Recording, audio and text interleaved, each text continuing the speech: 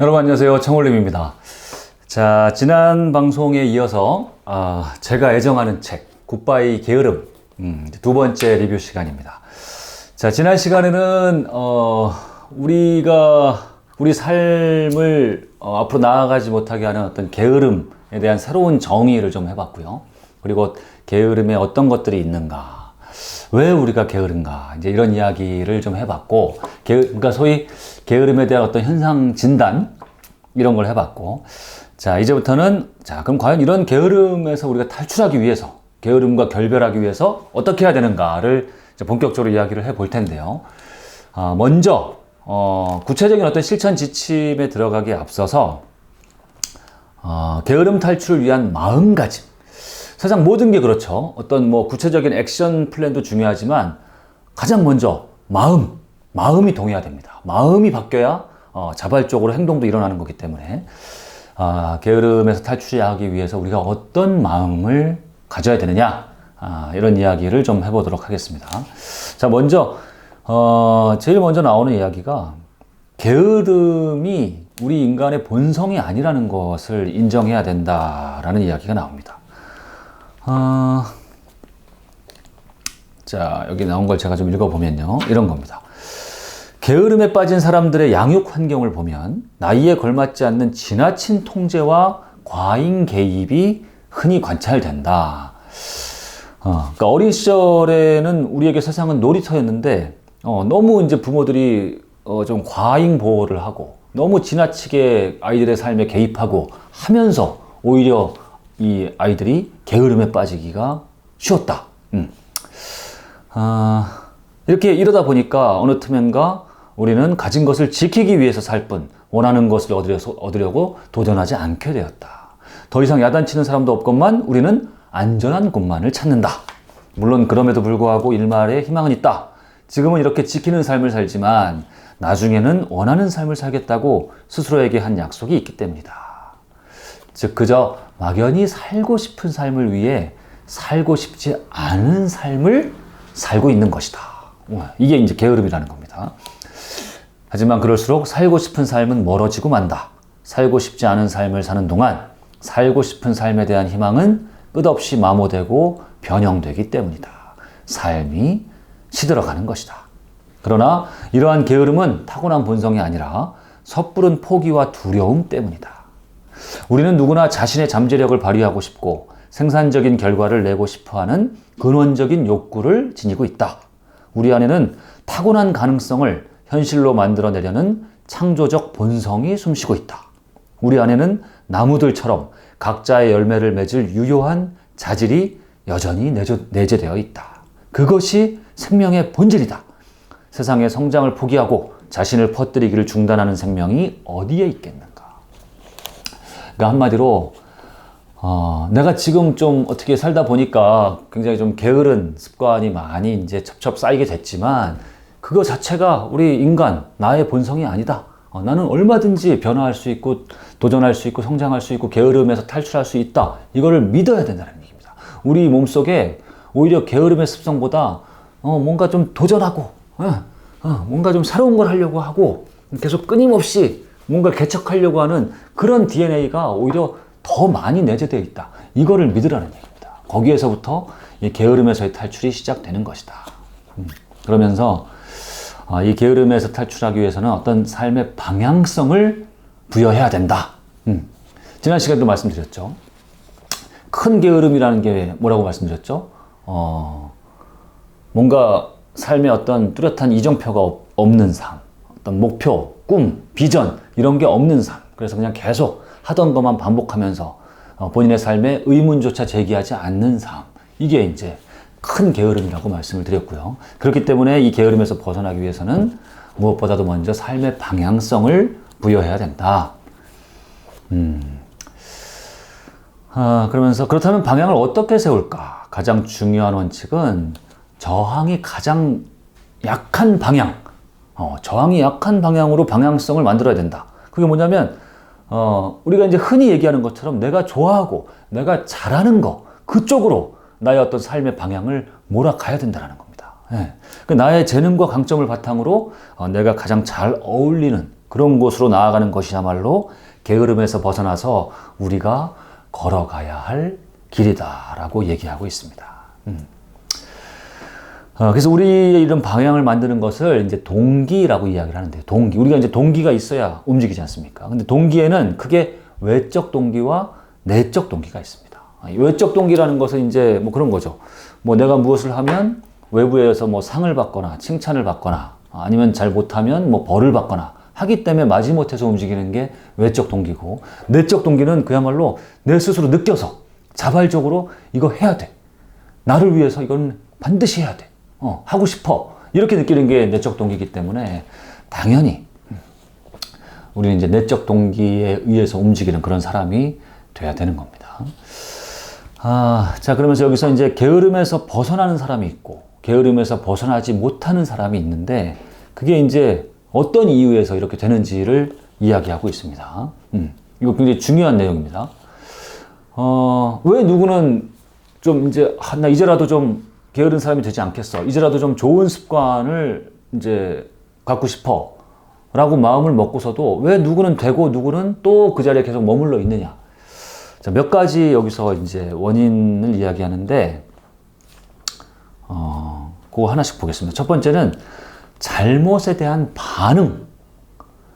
뭔가 우리가 살면서 뭔가 잘못을 했을 때, 실수를 하거나 실패를 했을 때, 그때 어떤 반응을 보이느냐에 따라 가지고 이 차이가 또 벌어진다는 겁니다. 그러니까 뭐냐면, 이건 거죠. 게으름에서 잘 벗어나지 못하는 사람은 잘못에 대한 반응, 우리가 뭔가 시도를 하고요. 그 시도를 했을 때 잘할 수도 있고 잘못할 수도 있지 않습니까? 근데 이제 이 게으름에서 벗어나지 못하는 사람은 잘못을 했을 때 이 잘못한 것을 실패로 인식하는 겁니다. 역시 나는 안 돼. 역시 이걸 하길 잘못했어. 차라리 하지 말 걸 그랬어. 하면서 다시 재시도하는 것을 포기하는 것이죠.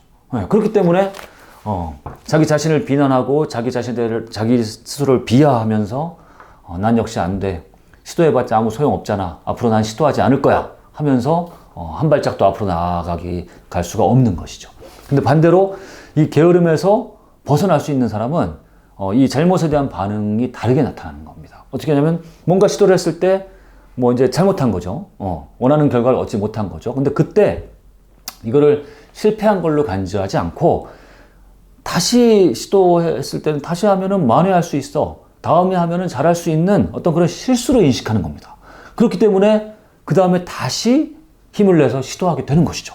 그래서 이렇게 보완해서, 다시 할 때는 보완해서 재시도하다 보면 뭐 잘 될 수도 있고, 아니면 또 안 될 수도 있고, 또 안 되면 또 보완해가지고 다시 하고 하다 보면 언젠가는 이제 성공을 하게 된다는 것이죠. 그러면 그 자체로 자신감과 자존감이 생기면서 역시 우리의 인생은 실패에도 굴하지 않고 계속 도전하고 계속 시도하고 계속 실행하는데 역시 정답이 있다라는 것을 학습해 나간다는 겁니다. 이렇게 잘못에 대한 반응이 어떻게 나타나느냐에 따라서 우리가 게으름을 벗어날 수 있느냐 없느냐, 이제 이게 가름된다라는 겁니다. 자, 그 다음에 또 어떤 경우가 있냐면 무언가를 계획을 우리가 세우는데 이 계획을 그냥 단순히 딱 큰 계획 하나만 딱 세우고 마는 사람이 있고요. 이런 사람은 게으름에서 벗어나기가 좀 어렵고, 그게 아니라 어떤 목표나 계획을 세우면 그것을 잘게 쪼개가지고, 잘게 쪼개고 그것을 하나하나 좀 쉽게 만든 뒤에 이거를 실행해 나가는 사람이 있다는 겁니다. 구체적으로. 이런 사람들은 게으름에서 탈출할 확률이 높다. 여기 이렇게 적혀 있습니다. 아무리 생각해도 무리가 아니라는 확신이 들 때까지 계획을 쪼개고 목표의 하한선을 낮추는 것이 좋다. 목표치를 높이기 위해서 서둘러서는 안 된다. 그러니까 정말 쉽게 이루지도 못할 목표를 딱 세우고요. 예를 들면 매일 아침에 늦잠을 자던 사람이 아침에 뭐 9시나 돼야 겨우겨우 일어나고, 한번 일어나려면 1시간 동안 알람을 계속 껐다 켰다 이렇게 게으른 사람이 좋아, 나 당장 새벽 5시에 일어나겠어. 무조건 지킬 거야. 이렇게 해서는 절대 안 된다는 겁니다. 이렇게 해서는 오히려 계속 이 실패만 계속 쌓아가는 결과만 날 뿐이지 안 된다. 오히려 어떤 목표를 세우면 그 목표를 이루기 위해서 이 목표를 계속 좀 잘게 잘라야 된다. 그리고 할 수 있을 정도로 작게. 또 뭐 예컨대 9시에 일어나던 사람이 내일 당장 5시에 일어나는 게 아니라 조금씩 이제 현실적으로 이번 한 달은 한 8시로 1시간 정도 이렇게 좀 앞당기고 점점 조금씩 30분만 1시간만 이렇게 앞당기는 쪽으로 해 나가야 된다. 그래서 게으름에서 벗어나지 못하는 사람은 목표를 향한 디딤돌, 그 중간 디딤돌을 이제 잘 놓지 못한다는 것이죠. 이들은 구체적이고 계획적이기보다는 요행을 꿈꾸거나 모양새를 중시해서 내실을 기하지 못한다. 이것은 눈뭉치 없이 눈사람을 만들려는 것과 같다라고 얘기합니다. 너무나 맞는 이야기라고 생각하고요. 그리고 이것도 굉장히 중요합니다. 게으름에서 벗어날 수 있느냐 없느냐가 어떤 그림이 있을 때 이 각각의 그림을 쫙 연결시켜서 보는 사람이 있고, 그게 아니라 아주 살아가면서 보이는 작은 그림만 보는 사람이 있다. 이게 무슨 얘기냐면, 일단 읽어보겠습니다. 우리는 늘 하고 싶은 일만 하고 살 수는 없다. 삶의 어느 순간에는 하고 싶은 일을 위해 하기 싫은 일을 견뎌야 할 때가 있다. 뮤지션이 되기 위해 하나의 곡을 수없이 연주해야 하고, 대학 입시를 위해 하기 싫은 과목에 공부를 해야 하고, 프로야구 선수가 되기 위해 매일 수천 번씩 배팅 훈련을 해야 하고, 자신의 경쟁력을 높이기 위해 책상에 앉아 밤을 새워야 할 때가 있다. 사실 단순하고 반복적인 일일수록 인내심을 시험하게 만든다.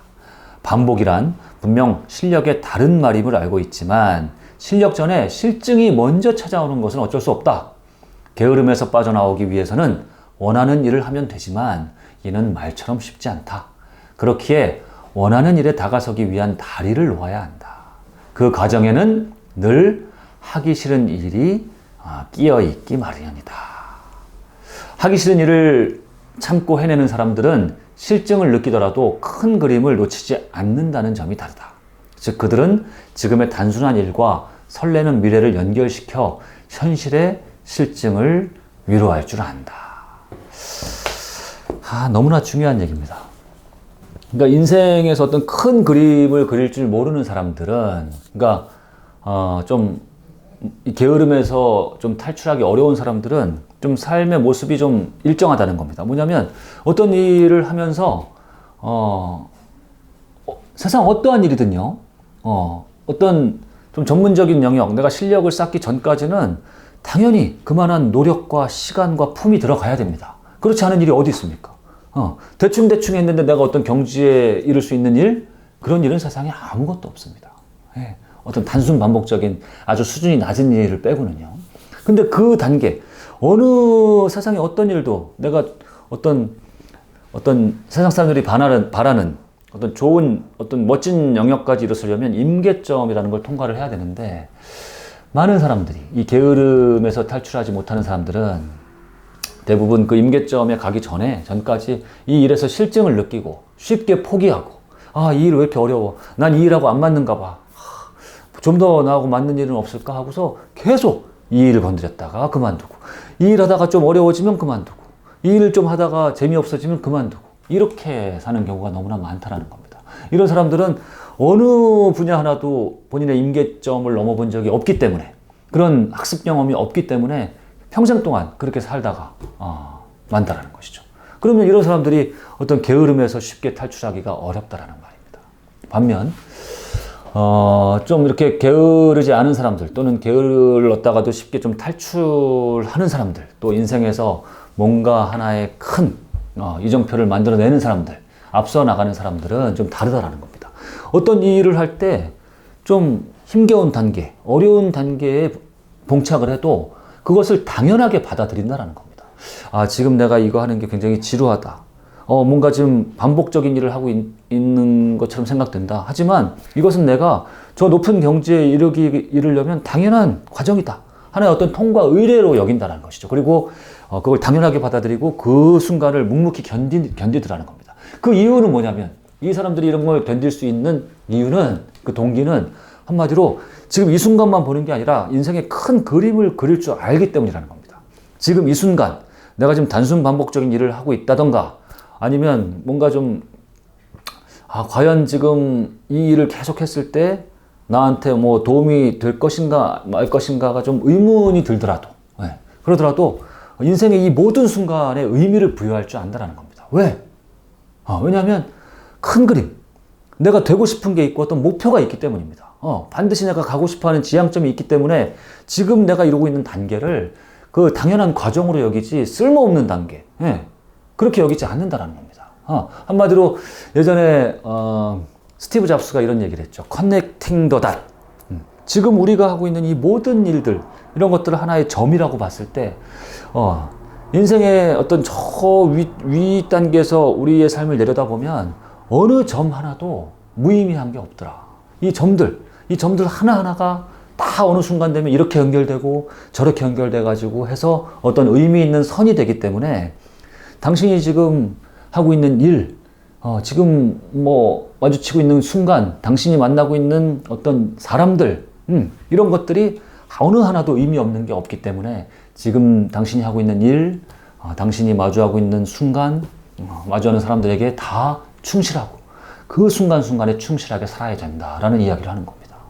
여기가 바로 그 이야기입니다. 인생의 큰 그림을 그리면서 지금 하고 있는 일을 포기하지 말고 의미를 스스로 부여하면서 할 줄 알아야 된다.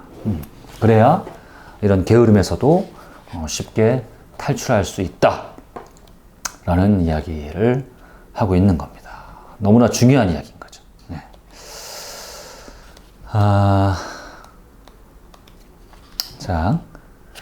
자 그러면서 또 여기 이제 이런 이야기가 나오네요. 게으름에서 탈출하기 위해서는 삶을 깨우는 목소리를 들어야 된다. 그러니까 어떤 자각하는 순간, 나 이 게으른, 내 삶이 지금 너무 게을러. 나 게으른데 여기서 난 반드시 벗어나고 싶어. 나 이제 좀 더 나은 사람이 되고 싶어. 나 이제는 반드시 지금까지 살아온 이 게으른 삶과 결별을 할 거야. 라는 어떤 이런 각성의 순간이 반드시 있어야 된다는 겁니다. 우리 안에는 예외 없이 발광하고 싶은 인화 물질이 들어있다. 반짝반짝 빛나고 싶은 마음을 누구나 갖고 있다는 얘기죠. 우리 안에 어떤 재능과 열정이 반드시 들어있다. 이것들이 제대로 타오르려면 불씨가 필요하다. 그리고 그 불씨는 바로 변화의 계기다. 나는 왜 이렇게밖에 살지 못했던가 하는 짙은 회한과 후회가 지나가면 그 앞에는 선택의 갈림길이 펼쳐진다. 지금 이대로의 모습으로 살 수밖에 없지 않은가 라는 어떤 자기 체념의 길, 이렇게 살든지, 그게 아니면 이제 더 이상 예전처럼 살 수 없어 라는 자기 혁신의 길, 이렇게 두 갈래 길 앞에 언젠가는 떡 놓이게 된다는 겁니다.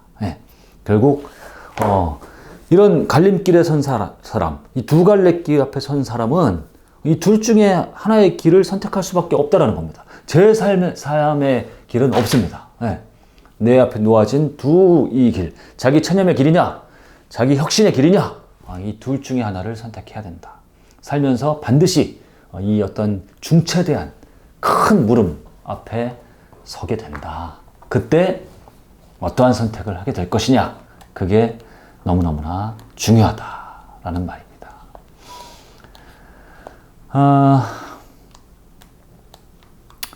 자, 그러면서 이제 구체적인, 이제 게으름에서 탈출하기 위한 구체적인 10가지 지침이 나오기 전에 가장 중요한 이야기, 뭐냐면 나로서 살아가라.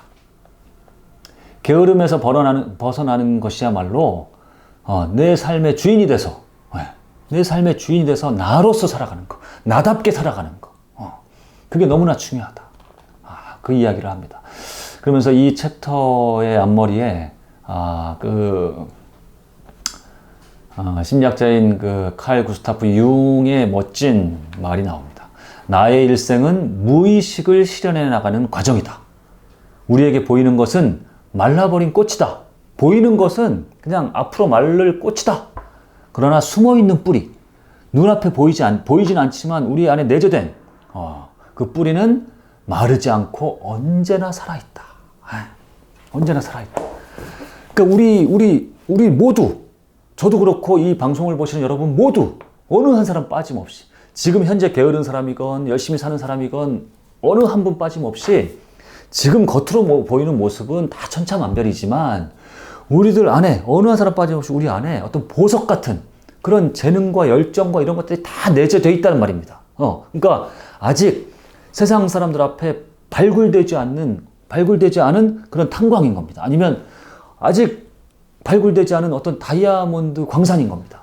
금광 이런 겁니다. 그런 걸 다 우리는 어느 한 사람 빠짐없이 잠재력을 다 갖고 태어났거든요.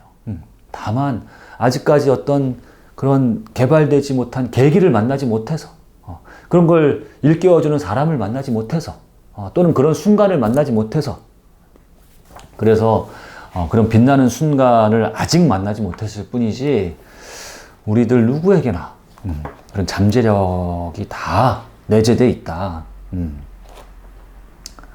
그러면서 1993년에 노벨 경제학상을 수상한 로버트 윌리엄 포겔의 멋진 이야기를 소개합니다. 무엇으로 살 것인가의 문제. 무엇으로 살 것인가는 by what이죠. by what. 이 문제는 해결됐지만 지금 현대 사회는요. 무엇을 위해 살 것인가. 그러니까 for what. 이 문제는 해결되지 않았다. 삶의 수단은 있으나 삶의 목적은 없다. 물질적 풍요는 극소수 사람들이 자기 실현을 추구하던 상황을, 극소수 사람들만 자기 실현을 추구했던 그런 상황을 이제는 거의 모든 사람들이 이런 자기 실현을 추구할 수 있는 상황으로 변화시켰다라고 합니다. 그쵸? 우리가 이제는 뭐 배를 골마서 걱정인 사람들은 없지 않습니까? 그죠? 네. 근데 정신적인 불평등은 이제 물질적 불평등만큼이나, 아니 어쩌면 그보다 더 큰 문제가 됐다. 그런 거죠. 그러니까 과거에 우리가 이제 물질적으로 풍요하지 못했을 때는 어떤 돈 문제, 어떤 경제적인, 재정적인 문제, 얼마나 이제 돈을 어떻게 벌 것이냐, 얼마나 많이 벌 것이냐, 어떤 지위에 올라갈 것이냐, 이제 이런 게 핵심적인 가치였는데, 이제 어느 정도 물질적으로 먹고 살 어떤 그런 정도가 된 지금의 현대 사회는 이런 것보다 오히려 어떤 나의 자아 실현, 무엇을 위해서 살 것인가, 나는 이 삶을 어떤 가치를 추구하면서 살 것인가, 이게 이제 더 중요한 이제 그런 이제 시대가 됐고, 이제 여기에 있어서 어떤 나의 자아, 나의 자존, 나다운 삶, 이것이 이제 전면에 부각되더라, 이런 겁니다. 그러면서 대표적인 게으른 삶이 뭐냐면 나답게 살지 못하고 남과 비교하는 삶, 남의 흉내를 내면서 사는 삶, 너무 집단주의에 길들여진 삶, 이런 삶이라고 이제 여기서는 정의를 하고 있습니다. 우리가 지향해야 할 것은 무엇일까? 그것은 충만한 삶이다. 충만한 삶은 억지에서 벗어나 순리를 따를 때 비로소 가능하다. 개인의 삶에서 순리란 자기로서 살아가는 것을 말한다. 그럴 때 삶은 긍정적인 에너지와 기쁨으로 차오른다. 나는 진료실에서 다양한 정신적 고통에 시달리는 사람들을 만난다. 그 수많은 정신적 고통 너머에는 공통점들이 있다. 그중 하나는 바로 자기로서 살아가지 못하는 삶이 준 고통이다. 획일적 성공과 외적 성취만이 강조되는 경쟁사회에서 우리는 우리 내면의 소리를 놓치기 쉽다. 자신의 색깔을 잃어버린 채 남의 뒤를 쫓아가곤 한다. 결국 내면의 나와 외면의 나는 한없이 멀어진다. 본디 외로움은 사람들로부터 멀어졌다고 느낄 때 찾아온다. 하지만 보다 본질적인 외로움은 분열된 내가 한없이 멀어져서 서로 만날 수 없을 때 찾아온다. 진짜 자신을 잃어버린 것 같은 상실감은 끝내 우리를 주저앉히고 만다. 자신이 아닌 남이 되고 싶어 했고 자신에게 없는 것을 늘 부러워하면서 살았다. 어제와 오늘의 자신을 비교하지 않고 끊임없이 남과 자신을 비교하려 들었다. 그렇기에 우리는 스스로 열등하거나 뒤처졌다고 생각했고 앞서가는 누군가를 붙잡으려고 노력했다. 하지만 뒤쫓아가는 삶은 자신의 강점과 열정을 살리기보다는 상대의 강점을 흉내내게 만든다. 그리고 결국 흉내내는 삶은 우리를 주저앉게 만든다. 우리는 이제 추격전에서 벗어나야 한다. 우리가 느끼는 열등감은 허위의식일 뿐이다. 그것은 처음부터 허위였다. 진실은 이렇다. 나는 열등하지도 우월하지도 않다. 그저 나일 뿐이다. 특히 우리나라가 좀 이런 환경에 많이 처해 있습니다. 이제 우리는 과거부터 이제 이런 유교적인 환경에 많이 길들여져 있기 때문에 우리 사회에 굉장히 팽배해 있는 이 집단주의적인 문화인 것 같습니다. 집단주의. 그러니까 남과 다르면 안 된다. 네. 어떤 사회에 이 집단의 어떤 보편적인 기준을 딱 정해놓고 그 보편적인 기준에서 어긋나면 넌 잘못 살고 있어. 큰 길이 딱 있는데 이 큰 길 안에서만 사람들이 이렇게 걸어가야지 큰 길에서 조금만 벗어나도 넌 틀렸어. 잘못됐어. 이 큰 길로 들어와. 너무 이런 게 이제 우리 사회에 많이 지금 팽배해 있는 것 같습니다. 이 집단주의 문화. 집단주의가 숭상되고 개인주의. 개인마다 어떤 독특한, 개인마다 다를 수 있는 거. 이런 것들을 좀 존중해 주지 않는 이제 그런 문화 속에 우리가 살다 보니까 자연스럽게 남과 비교하게 되고 그 남과 비교해서 뒤처지면 열등하다고 느끼고 그게 사실 뒤처지는 게 아니라 다른 것일 수 있는데 다른 것에는 옳고 그름이 없는 것인데 우리는 너무나 많이 비교하면서 계속 어떤 이런 기준을 맞추려고 어떤 최소한 평균 이상을 넘어가려고 위해서 계속 그러다 보니까 너무 힘든 것이죠. 그렇죠? 그러다 보니까 우리 사회의 행복도가 우리나라의 행복도가 어떤 경제적인 성취도에 비해서 행복 수준이 굉장히 낮게 나타나고 있는 게 아닌가. 이제 그런 이야기를 지금 하고 있는 것이고, 이런 모습에서도 이렇게 사는 것 자체가 어떻게 보면 게으름의 하나의 어떤 전형일 수 있다. 이런 진단을 내리는 겁니다. 그러면서, 여기 이제 마르쿠스 아우렐리우스의 명상록에 나온, 이런 이야기를 합니다. 마음의 평정이란 보편적 자연에 의해서 나에게 할당된 것을 자발적으로 받아들이는 일이다. 좀 말이 어려운데 다시 한번 해보겠습니다. 마음의 평정이란 보편적인 자연에 의해서, 그러니까 본성에 의해서 나에게 할당된 것을 자발적으로 받아들이는 일이다. 그러니까 한마디로 우리 모두는 태어나면서부터 어떤 나라는 어떤 하나의 우주, 서로 다른 것들을 다 갖고 태어났다는 겁니다. 이건 다 세상 사람들 어느 한 사람 빠짐없이 고유한 영역이기 때문에 그것을 받아들여야 된다. 고유함을. 그때 모든 것은 나와 조화를 이루고 우주와 조화를 이룬다. 나에게는 너무 빠른 것도 너무 늦은 것도 없으며 그것은 그대 우주에 적합한 시간이다. 이 세상에서 훌륭한 기질이란 그것이 진지하기만 하다면 아무것도 그것을 이길 수가 없다. 내 안에 있는 것들 가운데 가장 강력한 것을 존중하라. 그것은 우주 안에 가장 강력한 것과 동족이다. 내 안에서 그것은 다른 것들을 모두 이용하고 내 삶은 그것의 지배를 받기 때문이다. 한마디로 우리 인간은 어느 한 사람 빠짐없이 다 고유하게 태어났다. 그리고 다 한마디로 고유의 색깔이 있고 잘하는 게 있고 또 부족한 게 있고 그게 사람마다 다 다르기 때문에 그러니까 너는 잘났고 나는 못났어가 아니고 너는 이런 사람이고 나는 이런 사람이야. 이게 우리야. 이걸 받아들여야 된다는 겁니다. 누구와 비교할 것도 없고 해서 누군 잘나고 누군 못하고 누구는 열등하고 이렇게 할 필요가 없다는 겁니다. 인간은 다른 동물들과 비교해서 가장 불완전한 상태로 세상에 태어난다. 그래서 어머니 젖가슴에 오래 매달려 있어야 하고 집을 떠나서 독립하기까지 많은 시간이 필요하다. 현대에 와서는 갈수록 그 시간이 늘어나고 있다. 이제는 장장 30여 년이나 부모의 도움을 필요로 한다. 게다가 인간은 정신적 생존을 위해서 타인의 인정과 애정을 절대적으로 갈구하는 존재이기도 하다. 그렇기에 인간은 애초부터 타인의 시선과 요구에 민감할 수밖에 없다. 그러나 타인의 시선과 평가를 지나치게 의식하면 우리는 게을러지기 쉽다. 자신의 삶을 살아가지 못하고 주위의 요구와 기대에 이끌려 살아가기 때문이다. 결국 자기 내면의 목소리에 충실한 삶이야말로 게으름에 대한 확실한 처방이다. 자기 중심적인 삶이 아닌 자기 실현의 삶을 살아야 한다. 일찍이 정신의학자 칼 융은 자기로서 살아가는 삶을 자기 실현이라고 표현했다. 그는 인격의 성숙을 위해 자기 실현을 하는 것이 아님을 명확히 했다. 삶이 이를 원할 뿐이며 자기 실현은 결코 군자나 초인이 되라는 요구가 아니라는 것이다.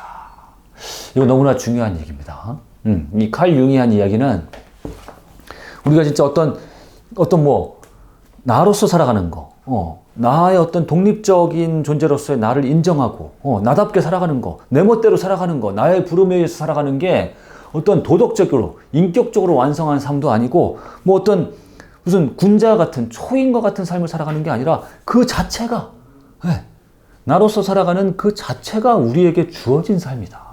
그게 어떤 기본이다. 기본이고 기준이다. 디폴트라는 얘기입니다. 근데 우리는 그렇게 살아가지 못하기 때문에 오히려 힘든 삶을 살아가고 있고, 그게 또 전형적인 게으름의 모습이다. 이렇게 얘기하는 겁니다. 자기 실현이란 자신이 좋아하고 잘하는 것을 즐기면서 살아가는 삶을 말한다.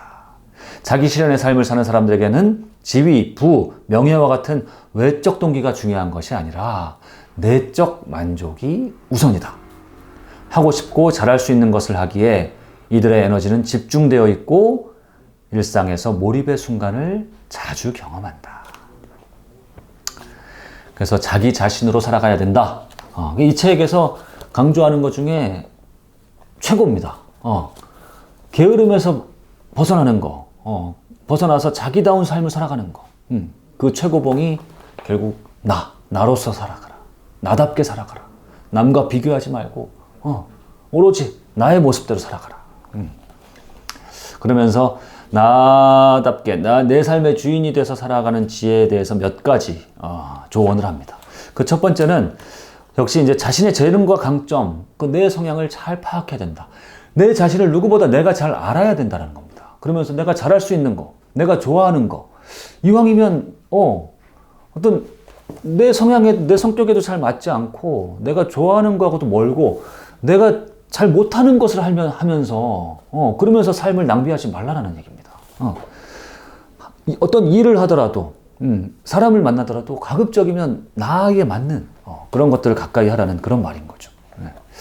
대부분의 사람들은 부지런히 갈고 닦아야 비로소 빛이 날 정도의 원석만을 가지고 세상에 태어난다. 그렇기에 세상에 가지고 나온 원석이 무엇인지를 찾고 개발하는 노력이 중요하다. 자, 유태인 얘기가 나오는데 굉장히 재밌습니다. 유태인들은 그들의 자녀가 태어나면 그들의 신이 3천여 개의 달란트 중에서 무엇인가를 반드시 함께 보낸다고 믿는다는 겁니다. 자녀가 태어날 때, 이 내 아이는 3천여 개의 달란트를 갖고 태어난다. 그래서 과연 이 아이가 갖고 있는 이 3천여 개의 달란트 중에서 과연 이 아이는 어떤 게 가장 이 아이에게 맞을까? 그러면서 그것을 찾게 해주고 그것을 개발하게 해주는 것이 교육의 목적이다라고 생각을 한다는 겁니다. 얼마나 중요한 개념입니까? 우리 사회의 교육도 좋은 점도 있고 나쁜 점도 있습니다만, 좀 우리 사회가 좀 빨리 좀 개선해야 될 어떤 그런 교육의 폐해 중에 하나가 바로 그런 것이죠. 뭐냐면 꼭 이렇게 해야만 한다.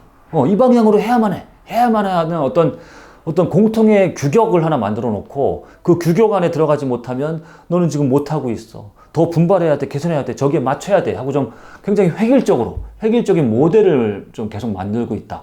근데 여기서 좀 벗어나야 된다는 겁니다. 유태인들은 이게 획일적인 기준이 중요한 게 아니라 사람들 누구나, 우리 자녀들이 태어날 때 누구나 많은 달란트를 가지고 태어나고 그 중에 그 아이에게 맞는 고유한 달란트가 있을 것이니 부모가 그 달란트를 찾아주는 거. 그것이 교육이다라고 느낀다는 겁니다. 너무나 중요합니다. 그러면서 이런 자기만의 어떤 재능, 강점, 달란트를 찾는 데 도움이 되는 책을 4권을 소개합니다. 자, 이 4권의 책은 다 너무나 좋고 중요한 책입니다. 먼저 하워드 가드너의 다중지능 이론, 읽어보신 분들 계실 텐데, 자, 이 책 하고요. 두 번째는 마틴 셀리그만의 완전한 행복. 너무나 멋진 책이죠, 그죠? 긍정에 대해서 얘기한 거고, 그 다음에 그 갤럽에서 펴낸 위대한 나의 발견, 강점 혁명. 그 마커스 버킹엄이 펴낸 거죠. 그리고 이제 4번째 책으로는 리처드 볼스의 당신의 파라슈트는 어떤 색깔입니까? 당신의 낙하산. 이 책도 굉장히 멋진 책이었습니다. 나의 어떤 나의 재능, 나의 강점을 찾아서 내 삶을 거기에다가 집중시켜라. 꼭 한번 이 책들 읽어보시면 좋겠습니다.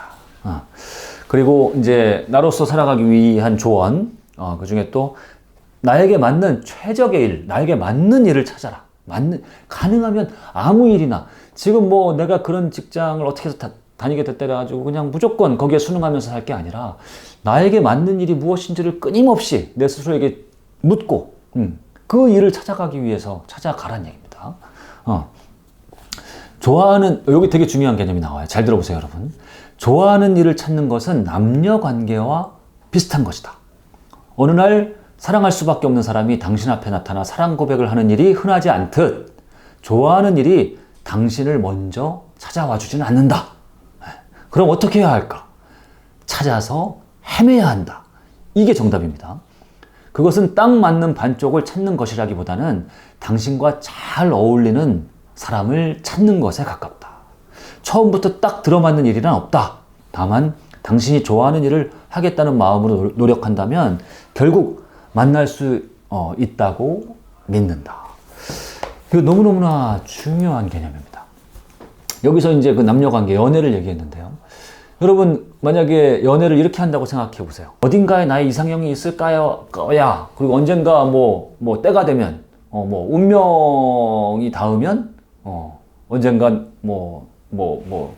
만나게 될 거야 하고서 아무런 노력도 하지 않는다. 찾을 수 있을까요? 못 찾는단 말입니다.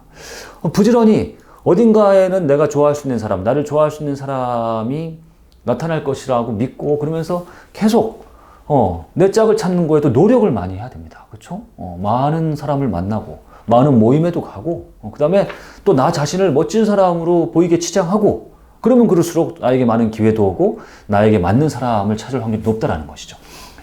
나에게 맞는 일을 만나는 것도 이와 같다라는 겁니다. 세상 사람들은요, 저도 사람들하고 만나서 많이 물어보면 사람들이 이런 질문을 너무 많이 합니다. 많은 책에서 보면, 자기계발서에서 보면 가슴 뛰는 일을 해라. 당신하고 맞는 일을 해라. 당신의 적성에 맞는 일을 해라. 네가 좋아하는 일을 하라라고 말들은 많이 하는데 정작 저는 내가 뭘 좋아하는지 모르겠어요.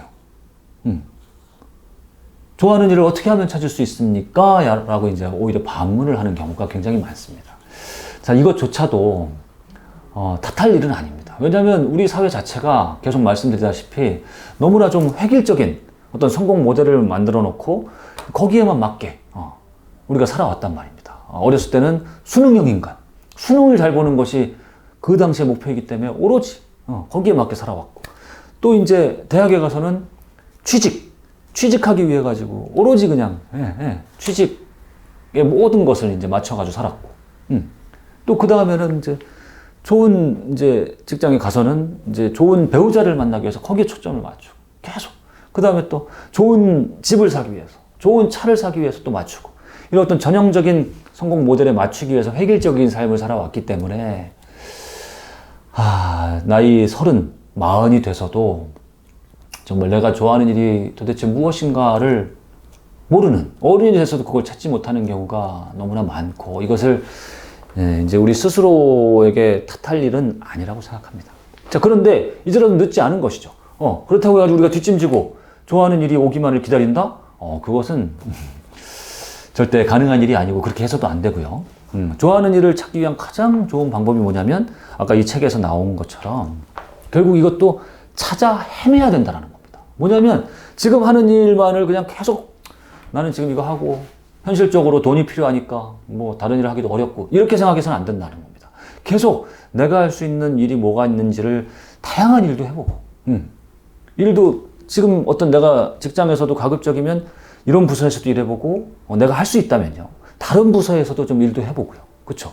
그리고 뭐 얼마든지 이직도 할 수 있고 전직도 할 수 있고, 뭐 한 직장에 오래 다니는 것도 뭐 그 자체로 가치가 있는 일이라고 할 수 있습니다만, 아니면 또 반대로 이 회사도 다녀보고 저 회사도 다녀보고, 아니면 직장 생활도 해보고, 아니면 퇴사해가지고 자영업도 해보고 사업도 해보고 프리랜서 일도 해보고, 얼마든지 이 세상에 존재하는 가능성이 정말 많다는 겁니다.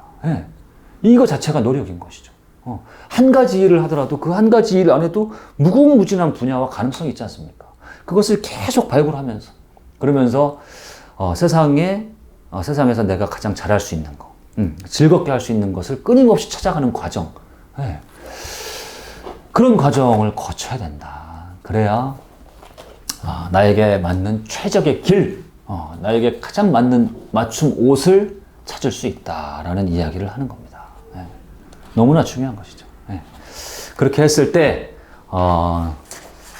일적으로도 그렇고 우리의 삶적으로도 그렇고 정말 우리 자신이 내 삶의 주인이 돼서 살아갈 수 있다.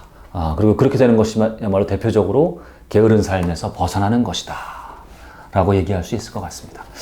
자, 이렇게 해서 오늘 좀 긴 시간 동안 게으름에서 벗어나기 위해서 어떤 구체적인 액션에 들어가기 전에 우리가 어떤 마음가짐을 가져야 되는지에 대해서 이야기를 나눠봤습니다. 굉장히 중요한 단계였고요. 자, 다음 시간에는 그러면 이제 게으름에서 벗어나기 위해서 우리가 어떤 행동을 해야 되는가. 그러면서 이 책에서는 구체적인 10가지 실천 전략을 제시를 합니다. 자, 그 10가지 실천 전략들 중에서 가장 중요하다고 생각되는 것들만 발췌해서 다음 시간, 1시간 내지는 그 다음 시간까지 여러분께 안내를 해드리도록 하겠습니다. 자, 오늘 방송은 여기서 마치겠습니다. 수고 많으셨습니다. 감사합니다.